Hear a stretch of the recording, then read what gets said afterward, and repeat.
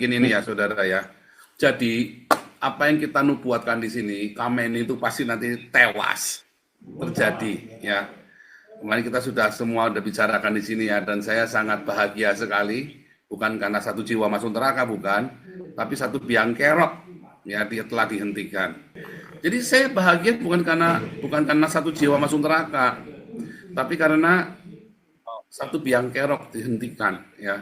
Karena otak semua ini kan Khamenei, otak dari kekerasan antisemitik ini kan dari Khamenei. Dia mengelola, dia kayak bandarnya. Dan Indonesia dengan lugunya kayak dicocok ya hidungnya ya sama si orang Syiah ini kan, sama si antikris ini kan. Nah, bagaimana Anda bisa merespon Indonesia, bagaimana Anda bisa mengelola data ini, informasi ini, coba. Kalau bagus sih Retno nggak dicokok ya. Coba sebentar lagi kamu kirim pasukan dicokok juga tuh. Ya, tetapi saya yakin kalau Prabowo tidak segera membuka kedutaan besar Israel di Indonesia, nanti ada kakek tua batuk lagi di Indonesia. Selesai.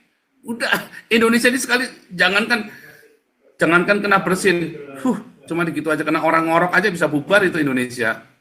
Kena nafasnya orang-orang, apalagi kena bersinnya si kakek tua Yahudi, ya.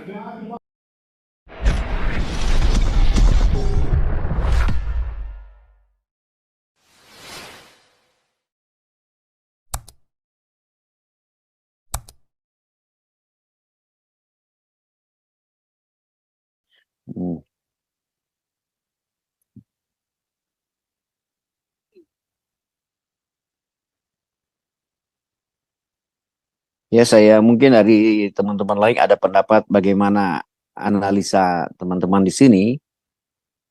Seandainya benar-benar pemimpin Iran itu meninggal, udah tidak ada, apa sih dampaknya kepada dunia internasional itu? Walaupun di sini kita belum tahu, tadi Bu Dora mengatakan belum tahu apakah dia sudah meninggal atau belum gitu. Ya, itu barangkali cuma sebagai opini dari beberapa teman-teman beberapa media ya.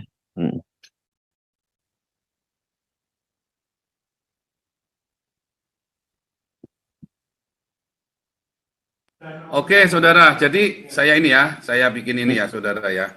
Jadi apa yang kita nubuatkan di sini, Khamenei itu pasti nanti tewas terjadi ya.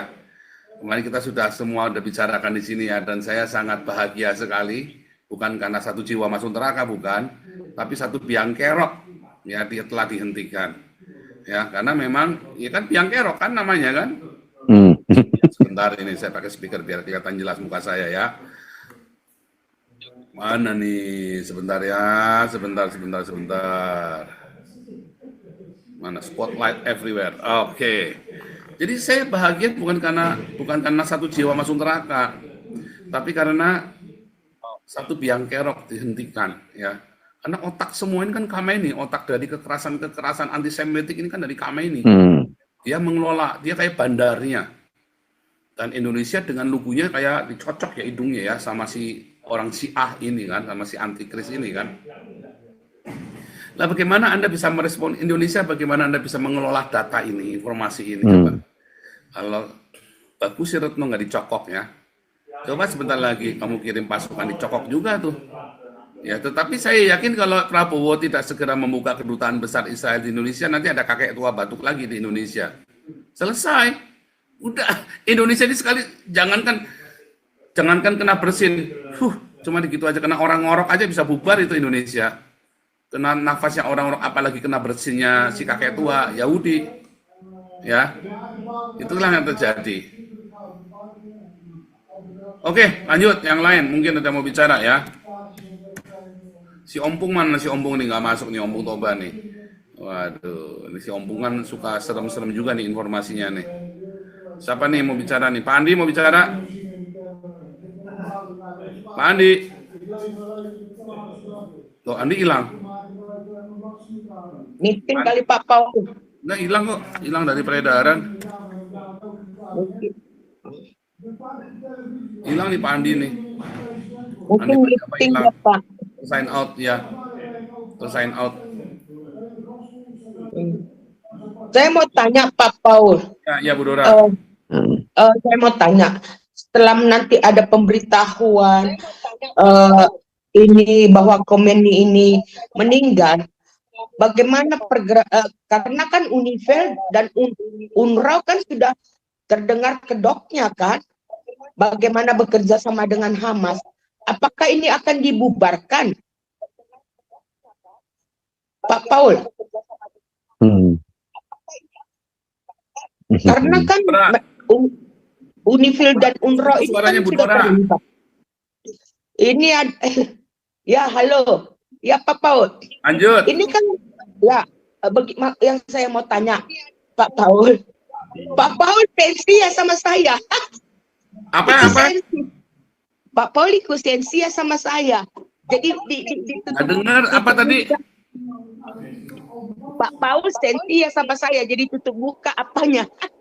Sensi.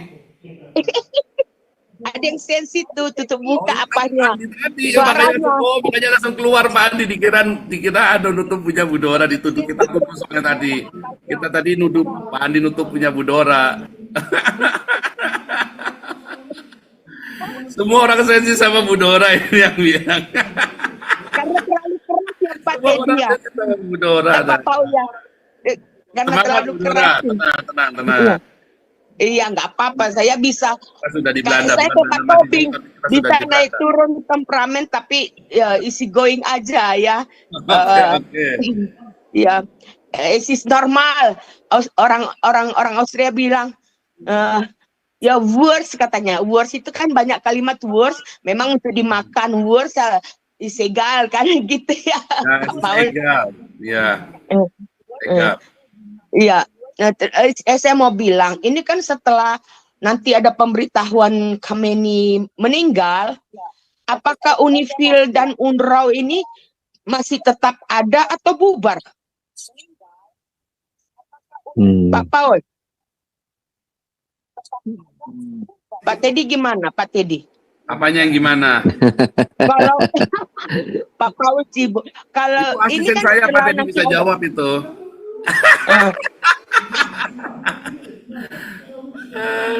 Kalau ini Khomeini diumumkan bahwa benar-benar meninggal, apakah UNIFIL dan UNRWA pasti meninggal? Maksud saya kalau pasti meninggal, bagaimana status UNIFIL dan UNRWA yang pernah terlibat dengan Hamas ini? Ya sudah kelar, PBB sudah kelar. Sekarang PBB-nya sudah ngutukin Hamas kok. Iya. Kan sudah ngutukin Hamas, sudah nggak mungkin lagi, udah nggak bisa. Kalau Indonesia mah cuma masturbasi doang, itu si Anies Mata itu. Iya, karena ada Indonesia mengatakan bahwa Israel akan dikeluarkan dari PBB, sementara Israel sendiri tidak peduli. Pihak sok-sokan aja, nanti kelar ya. Nggak bisa, udah nggak ada PBB, udah nggak ada giginya. Habis ini Tasya aja.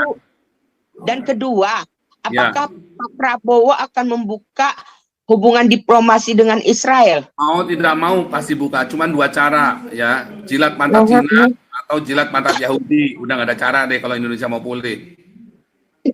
Kalau pantat Cina masih enak Pak. Ya, tamakin mukanya nih ya. Saya ngomong serius ya. Kalian Indonesia ya, kalian orang Indonesia yang di negara Indonesia nih, gara-gara kalian orang Islam juga soalnya kan. Gara-gara Islam ini kalian Indonesia, sampaikan sama si Prabowo juga nih. Kalau kamu pengen selamat, kalau pengen Indonesia lolos dari krisis depannya ini, Prabowo kan ini kan warisan utangnya Jokowi nih, 8.400 triliun, 3 kali dari zaman Soeharto. Kalau pengen lolos, kalian jilat pantat Cina atau jilat pantat Yahudi, udah nggak ada cara lain. Percaya saya, nggak ada cara lain. Ini Pak Paul dua-dua, karena Cina putih. Jilat pantat dua-duanya, dua-duanya repot banget, nggak ada cara lain. Artinya apa? Kalian harus tinggalkan Islam. Artinya itu begitu. Kalian tidak mau ada cara lain, harus tinggalkan Islam. Nggak bisa cara lain, itu loh. Sama jawabannya, pantat Yahudi kamu tinggalkan Islam. Kamu jilat pantat Cina kafir ateis itu, kamu juga harus tinggalkan Islam. Nggak ada cara lain. Oh, itu ya Pak Paul. Nggak ada cara lain. Itu maksudnya. Ya, Tasya. Budora standby. Ya. Oh, Bu Dora udah ya? Udah, Tasya silakan saya. Masuk. Lagi pada sensi sama Bu Dora soalnya. Iya. Eh, Masuk ya Tasya. salam Pak Yang kita Fauzan, makan salam Tasya. semuanya. Ya Bu. Ya salam Pak Fauzan, salam semuanya. Shalom, Gini, shalom. ya Pak. Hmm. Pak Fauzan, gini, benar yang dibilang Bapak. Kalau kita lihat sekarang APBN itu minus, ya banyak banyak banyak yang harus dikeluarkan nanti untuk tahun 2025 untuk utang, untuk ini, untuk itu. Lalu ada tadi wacana PPN mau naik 12%. Berarti tahun depan semua sembako kebutuhan pokok, tekstil, manufaktur, lalu bahan-bahan snack atau apa gitu yang ada di toko-toko ya atau di supermarket itu bakal naik. Terus di restoran kalau kita mau makan itu pun juga naik. Walaupun itu cuman warteg doang ya. Walaupun cuma nasi padang aja di pinggir jalan. Itu semua naik. Jadi tadi saya lihat jadi kayak Twitter gitulah. Jadi mereka tuh mau melakukan boykot tapi dengan cara frugal living gitu. Jadi mereka tuh mau mencari alternatif pengganti bahan-bahan yang ada di supermarket atau di tempat toko-toko yang memang mendapat pajak PPN 12% itu. Dalam hati saya, emang kamu bisa membuat menumbuhkan tanaman padi di atas atap sana gitu. Mau suka nggak suka kamu pasti harus beli itu beras, ya kan? Bawang, sayur. Bahkan sekarang waktu saya lihat tadi berita entah di Metro TV, entah di CNN ya, tadi petani itu dia malah merugi. Jadi petani cabai yang biasanya 20.000 ke atas mereka jual per kilo, sekarang harus 7.000 sampai 8.000 per kilo. Terus petani sayur, petani tomat, semuanya dibuangin. Dalam hati saya itu sebetulnya amat sangat merugikan sebetulnya. Tapi mau gimana gitu, daya beli masyarakat kurang. Udah pasar dekat rumah saya tuh akhir-akhir ini udah sepi gitu. Biasanya rame. Mereka tuh ramenya itu biasanya ya tiap hari. Tapi sekarang cuman dekat-dekat weekend aja mereka. Kalau saya perhatikan ya. Jadi nggak terlalu apa kali gitu. Terus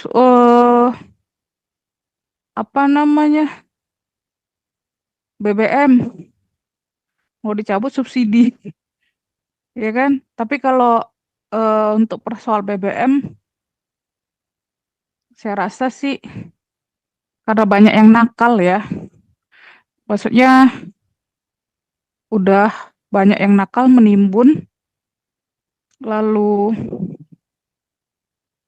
tidak tepat sasaran, ya. Jadinya sekarang lebih baik sih dicabut gitu ya. Itu lalu lagi ya, banyaklah kerugian-kerugian. Nggak hanya peternak susu aja, tapi sekarang petani sayur pun ikut menanggung rugi. Kenapa sih nggak dibikin acar aja gitu, kayak acar kalau di Jerman itu acar kubis itu kan, kenapa sih nggak dibikin kayak gitu terus disimpan gitu. Tapi kita sih kurang ya pemikiran maju ke depan sana gitu ya. Ya, betul. Tasya betul. Ya. Sebenarnya Kalau di luar negeri tuh diasinkan loh, dibikin kayak acar gitu loh, nggak hanya timbun aja. Ya, Tasya, sebenarnya kalau boleh saya potong ya, saya kasih pendapat ya. Kalau Ya, salah boleh kamu ralat ya. Naik pajak itu sebenarnya ada benarnya dari salah satu sisi ya, dinaikkan pajak. Dengan begitu, karena kan di Indonesia itu warung sampai dekat-dekat kali pun buat warung, tidak ada lagi untuk menikmati kalau kita jalan, kalau kita mau menikmati indahnya kota gitu, karena dipadati warung-warung. Satu ya. Kedua, otomatis rakyat itu belajar bagaimana mengelola keuangan ekonomi, dan ini mengajarkan rakyat itu untuk bisa manajemen kehidupan dan keluarganya ya, ada baiknya.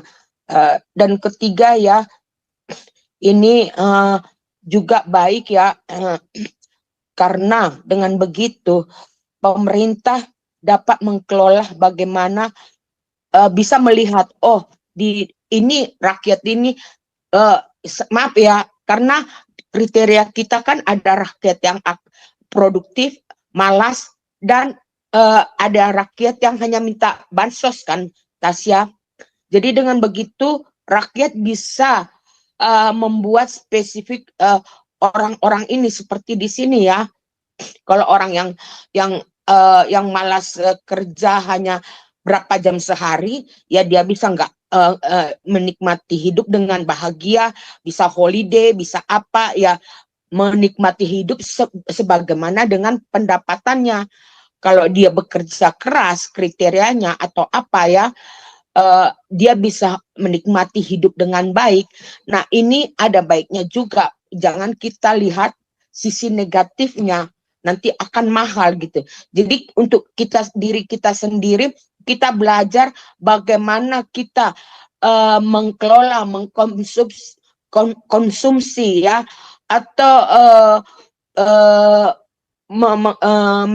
manajemen apa yang ada di sekitar kita, kerja kita, gaji kita. Itu ada baiknya juga menurut saya ya, Tasya ya. Kak, di satu hal memang Bu, memang pajak itu bagus gitu ya untuk Ya, pemerataan ya, pembangunan ya kan, atau ya, ada timbal balik gitu untuk ya, keadilan sosial gitu ya. ya, ya. Tapi masalahnya Bu, daya beli itu kurang, itu satu. Yang kedua, eh, apa namanya, gaji salary atau gaji di Indonesia itu kecil Bu, nggak kayak di Eropa atau di mana. Kalau di Eropa atau di Amerika atau negara lain lah ya Bu ya, itu memang dipotong pajak gede ya. Nah, tapi timbal baliknya tuh jelas gitu loh Bu, social security-nya jelas. Terus apa subsidi untuk bahan pokok itu jadi murah, ada kan contohnya macam di Jerman ya Bu ya. Jerman tuh kan Ya. termasuk paling murah itu Bu, bahan bakunya, sembakonya. Bahkan orang dari Swiss aja kan beli daging sampai ke Jerman. Iya, Kalau dia tuh oke, lanjut Bu Tasya.